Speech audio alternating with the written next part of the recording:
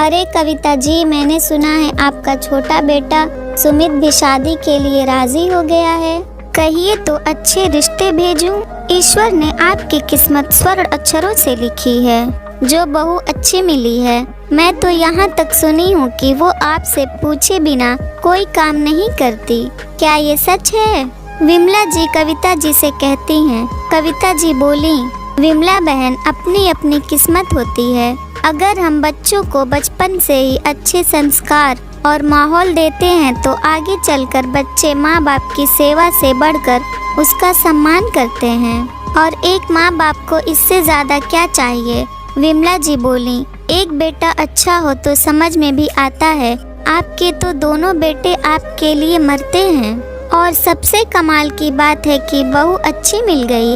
आपको देखकर तो हमें भी अपने बेटों से यही उम्मीद है। कविता जी बोली, ये तो बहू के माँ बाप के दिए हुए संस्कार हैं।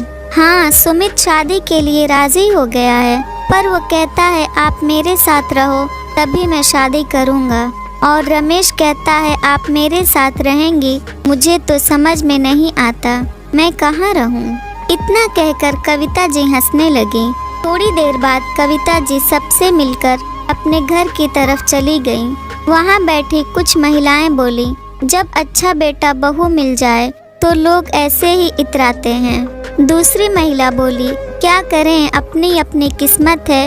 एक हमारे बच्चे हैं जो हमें खुद से दूर करने के बहाने बनाते हैं, और एक इनके बेटे हैं जो इन्हें अपने पास रखने के लिए लड़ते हैं। थोड़ी देर बाद कविता जी घर आईं।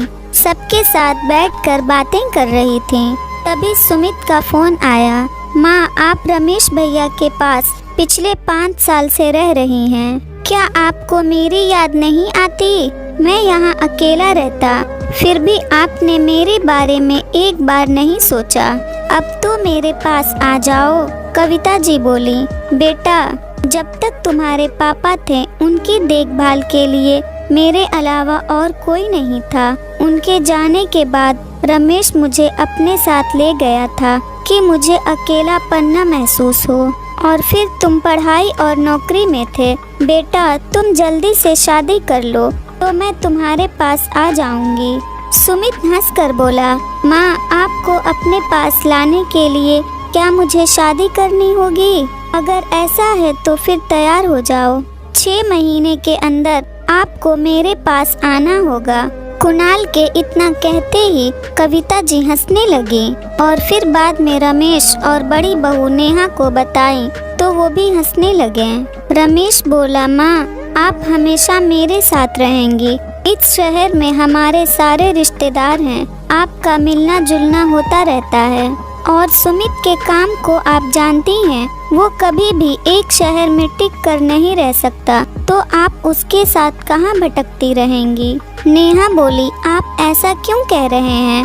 हो सकता है देवर जी को भी इच्छा होती होगी कि माँ जी को अपने साथ रखें। जिस तरह से आप माँ जी को प्यार करते हैं, उनका दिल भी माँ के साथ रहने के लिए मचलता होगा। रमेश बोला, अरे तुम उसे नहीं जानती हो। वो माँ को इसलिए ले जाना चाहता है ताकि अपनी पसंद की लड़की माँ को दिखाकर मना ले। माँ, मैं कह देता हूँ, आप उसकी चिकनी चुपड़ी बातों में मत आना। पता चला किसी मैम को ले आया जो हम सबको नचाएगी। कविता जी बोली, तुम दोनों की बचपन की आदत अभी तक गई नहीं है। जब तक तुम्हारे पापा थे हम तुम दोनों के पास आ जाया करते थे। अब मैं अकेली हूँ तो तुम मुझे बांटने की कोशिश मत करो। तुम दोनों मेरे लिए एक जैसे हो। इतना कहकर कविता जी आराम करने चली गईं। नेहा रमेश से बोली, जब भी देवर जी माँ जी को अपने पास रखने की बात करते हैं आपको क्या हो जाता है?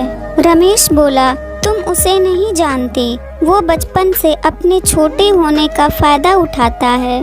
अभी भी वो माँ को नहीं बल्कि हमारी पूरी संपत्ति को अपनी तरफ करने के लिए माँ को अपने साथ रखना चाहता है, जो मैं होने नहीं दूंगा। नेहा बोली, हो सकता है आपकी सोच गलत हो।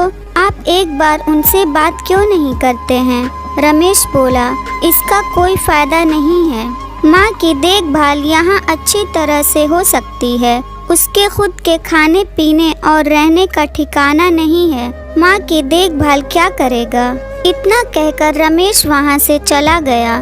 कुछ रोज बाद सुमित माँ को लेने के लिए आया तो रमेश अपनी जिद पर अड़ा था कि वो माँ को नहीं भेजेगा।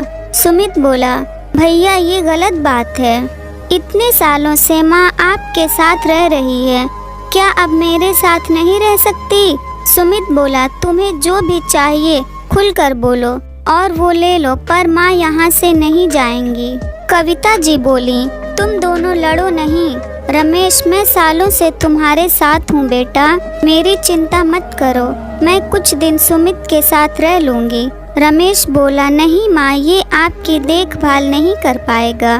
मैं जानता हूँ ये आपको क्यों ले जाना चाहता है। सुमित बोला, भैया फिर तो मैं भी कह सकता हूँ कि आप अपने फायदे के लिए माँ को रख रहे हैं, पर मैं भाभी को अच्छे से जानता हूँ, वो माँ का सम्मान करती हैं।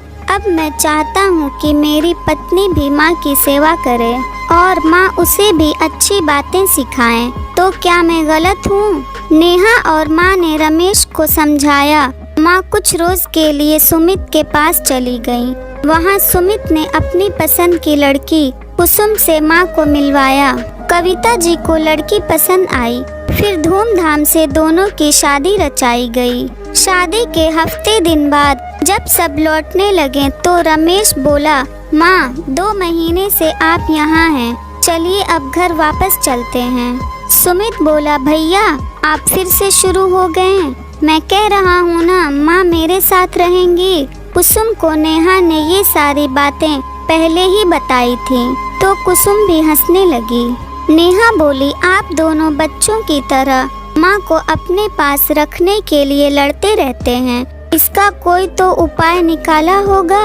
कुसुम आगे बढ़कर बोली, बड़े भैया आप इजाजत दे तो मैं कुछ बोलूं। रमेश चुप था तो कविता जी बोली, हाँ हाँ बहू बोलो ना। कुसुम बोली, मुझे सुमित ने पहले ही सब कुछ बताया था। मम्मी जी हम अपना ट्रांसफर उस शहर में ले लेते हैं, ज्यादा से ज्यादा क्या होगा, प्रमोशन नहीं मिलेगा पर आप सबका साथ तो मिलेगा। मैं रिश्तों में थोड़ी सी दूरी और ढेर सारा सम्मान बना रहे उसी में विश्वास रखती हूँ, ताकि रिश्ते कभी भी खराब ना हों और एक दूसरे का सम्मान भी बना रहे।